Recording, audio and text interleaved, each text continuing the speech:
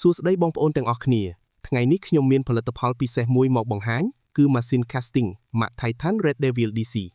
នេះគឺជាម៉ាស៊ីនដែលរួមបញ្ចូលគ្នានៅបច្ចេកវិទ្យាទំនើបរូបរាងទាក់ទាញនិងតម្លៃសមរម្យបំផុតវាមានប្រព័ន្ធហ្វ្រាំងឆ្លាតវៃចំណុចពិសេសបំផុតរបស់ Red Devil DC គឺប្រព័ន្ធហ្វ្រាំង DC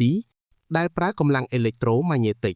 វាជួយឲ្យយើងបោះនុយបានឆ្ងាយមានស្ថិរភាពនិងកាត់បន្ថយការជំពាក់ខ្សែបានយ៉ាងល្អទោះបីជាបងប្អូនបោះបញ្ច្រាស់ខ្យល់ក៏ដោយ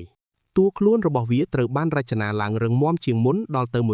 150% បើធៀបនឹងម៉ាស៊ីនទូទៅប៉ុន្តែវាមានទម្ងន់ស្រាលខ្លាំងត្រឹមតែ 158 ក្រាមប៉ុណ្ណោះដែលធ្វើឲ្យការស្ទូចពេញមួយថ្ងៃមិនងាយចុករយដៃម៉ាស៊ីននេះមាន Gear Ratio 7.51 ងាយស្រួលក្នុងការប្រមូលខ្សែបានលឿនវាមានបំពាក់នៅ Ball Bearings 7+1 ប្រភេទ Stainless Steel ការពារច្រេះនិងមានកម្លាំងទាញបានដល់ទៅ8គីឡូក្រាម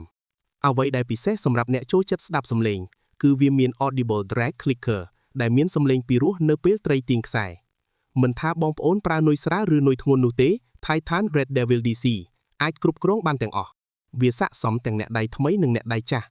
ជាមួយនឹងសមត្ថភាពដ៏អស្ចារ្យបែបនេះលោកអ្នកចំណាយត្រឹមតែ 48.00 ប៉ុណ្ណោះគឺជាតម្លៃដែលចំណេញបំផុតសម្រាប់ម៉ាស៊ីនដែលមានប្រព័ន្ធ DC